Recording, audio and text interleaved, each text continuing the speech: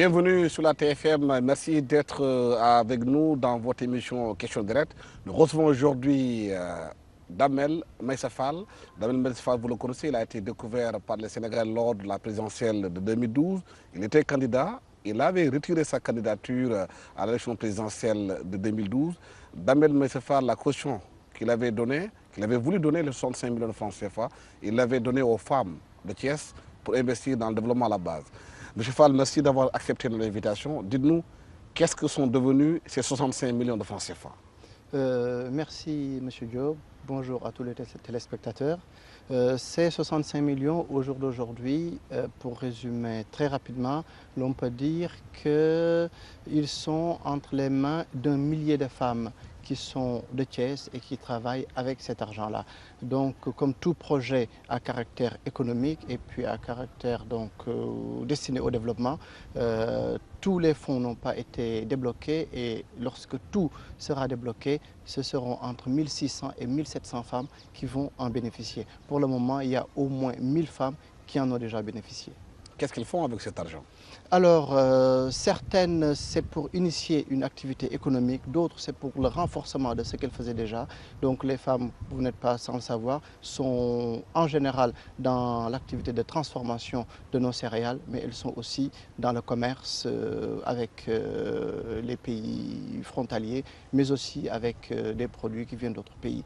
C'est surtout ça, en fait, l'activité de transformation, le commerce. Il y a aussi la teinture et d'autres activités qui leur permettent d'avoir des revenus et donc d'arrondir leur fin de mois et surtout, comme on dit dans ce pays, de sauvegarder leur dignité. Mais pourquoi vous avez décidé d'investir cet argent auprès de groupements féminins? Simplement pour principalement deux raisons. La première, c'est que nous avons du respect pour les Sénégalais. On ne peut pas venir prétendre au suffrage des Sénégalais et puis ne pas aller aux élections et remettre cet argent-là dans des comptes. C'est comme si on n'était pas sérieux dans notre projet. L'autre chose, c'est parce que nous avons aussi conscience des difficultés que vivent les Sénégalais. Donc c'était l'occasion, nous aussi, d'apporter notre contribution à l'édifice, ne pas faire partie de cette classe politique qui, si vous me permettez, pérore sans pour autant apporter une réelle contribution au développement du pays. Est-ce que derrière cette contribution financière aux femmes, il n'y a pas de calculs politiques?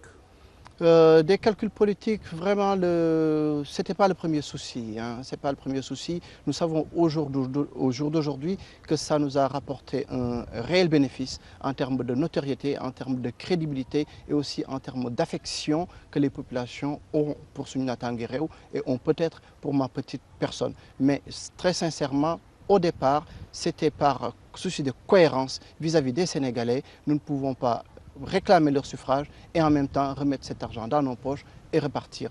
Et aussi vis-à-vis des émigrés aussi, parce que venir parler en leur nom et ne pas tenir la dragée haute aux autres prétendants, je pense que ça aurait été un peu déplorable.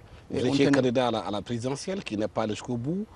Aujourd'hui, vous militez à Thiès avec votre parti. Vous voulez aller au local pour aller à l'assaut de la mairie de Thiès. Vous avez révisé vos ambitions à la baisse? Alors, nous n'avons pas révisé nos ambitions à la baisse. Elles restent intactes. Nous nous sommes retirés du processus parce que tout simplement la candidature de M. Wade, pour nous, était absolument anticonstitutionnelle. Donc, concourir avec M. Wade, c'était comme valider sa candidature. Et n'eût été, disons, l'insistance de mes collaborateurs qui voulaient absolument que le discours des émigrés soit entendu pendant le processus électoral, peut-être bien que je me serais retiré complètement, totalement. Mais je ne suis pas seul dans cette aventure-là, je suis avec d'autres personnes, je les ai écoutés et leurs propositions et leurs souhaits, c'était effectivement que la parole des émigrés soit entendue. Et heureusement, nous ne le regrettons pas parce que pour un premier coup, si je puis dire, ou en tout cas pour un premier investissement en politique, nous avons eu le réflexe, mais aussi ce n'est pas juste un réflexe, en tout cas nous avons fait le bon choix, le choix du candidat que les Sénégalais ont choisi. Maintenant, nous souhaitons effectivement que les attentes des Sénégalais soient satisfaites. Mais nous n'avons pas révisé notre ambition à la baisse. Concernant Thiès, pour le moment, nous n'avons pas une position déclarée parce que nous sommes dans la coalition Macky 2012, nous ne sommes pas seuls dans cette coalition, nous avons des alliés et au terme des discussions que nous aurons par rapport au local, nous prendrons une position officiel. Si ce qui sortira de ces échanges-là nous convient, très bien. Si cela ne nous convient pas, ce que nous ne pensons pas,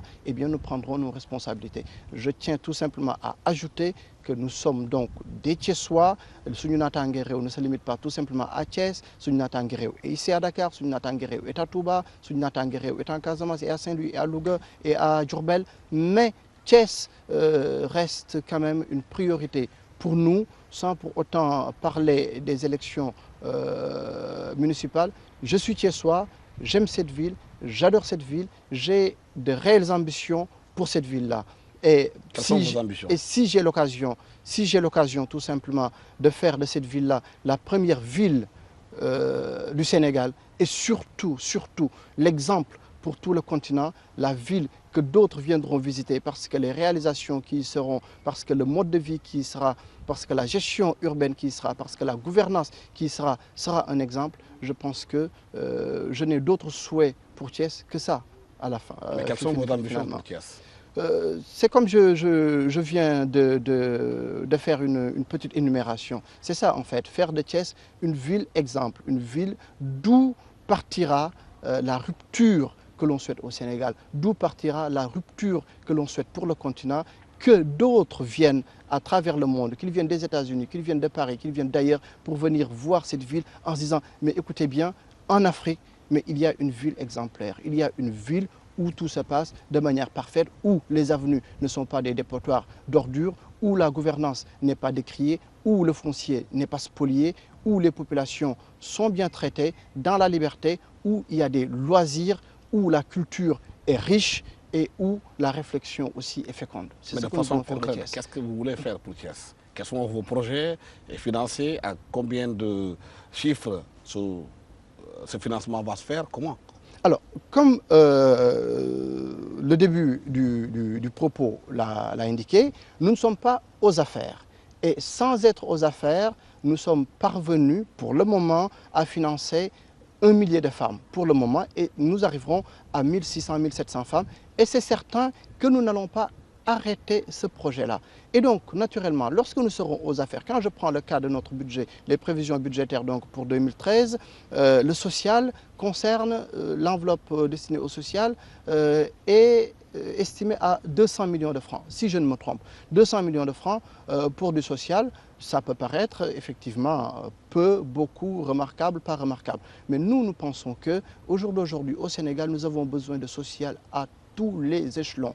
Et nous faisons du social, ce n'est pas pour autant que les choses marchent. Donc, autant, au lieu d'investir tout cet argent dans du social, on distribue des 10 000 francs par ici, des 10 000 francs par là, on va dire que le maire est généreux, le maire n'est pas généreux. Ce n'est pas ça qui nous importe. Ce qui nous importe, c'est de remettre les Sénégalais au travail, donc naturellement de remettre les Thiessois au travail, parce qu'ils ont envie de travail, mais lorsqu'ils n'ont pas les moyens pour le faire naturellement, ils ne vont pas pouvoir le faire. Donc, le budget municipal sera un budget qui sera orienté non pas vers le fonctionnement, mais davantage vers l'investissement et cet investissement-là, surtout vers l'emploi et des emplois en cohérence, en concordance avec les potentialités de notre ville. Oui, l'emploi c'est important, surtout pour les jeunes qui vous regardent aujourd'hui. Comment comptez-vous créer des emplois, Thiès?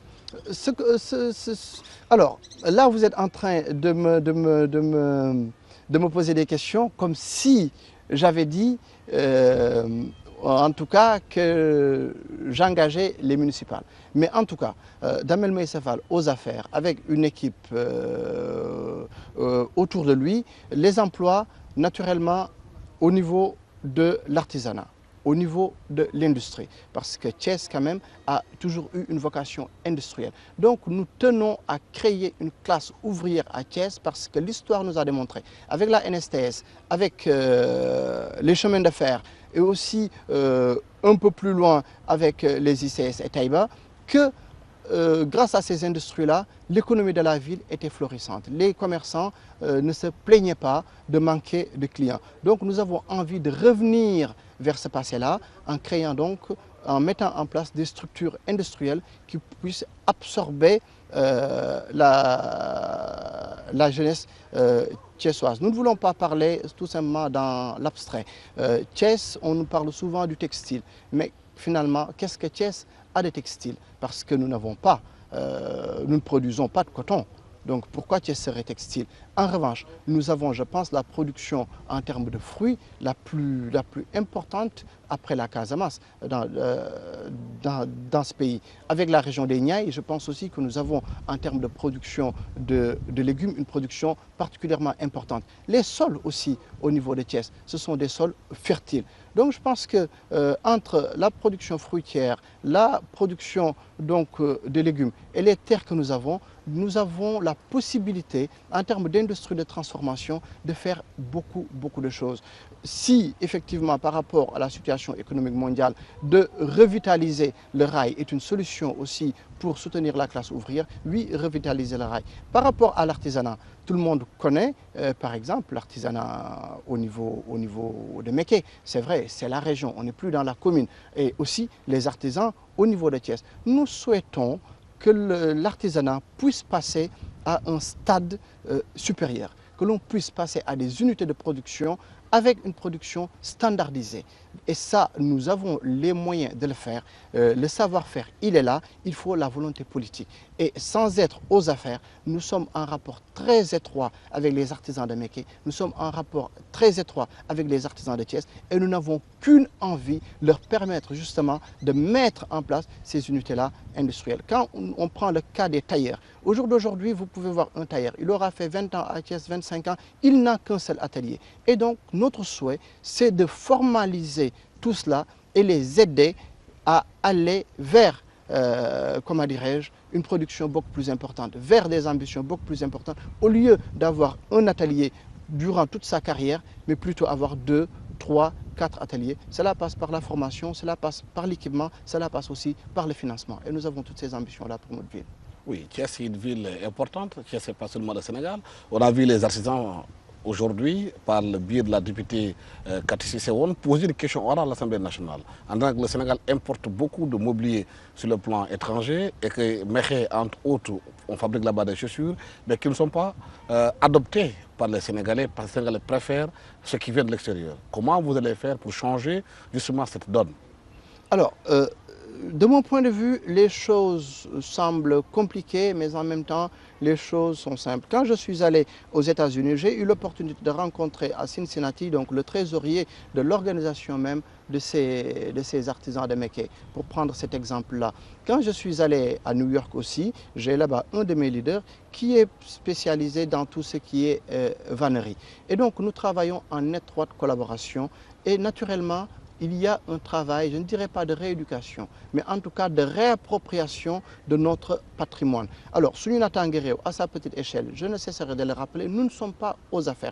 Mais au jour d'aujourd'hui, c'est le calendrier scolaire qui ne nous permet pas de mettre en œuvre un projet que nous avons. Là, je vais peut-être déflorer un peu l'idée, c'est que pour soutenir nos artisans, qui nous ont bien soutenus aussi pendant la campagne électorale, nous avons fait faire 100 paires de chaussures, justement par les artisans de Mékhé.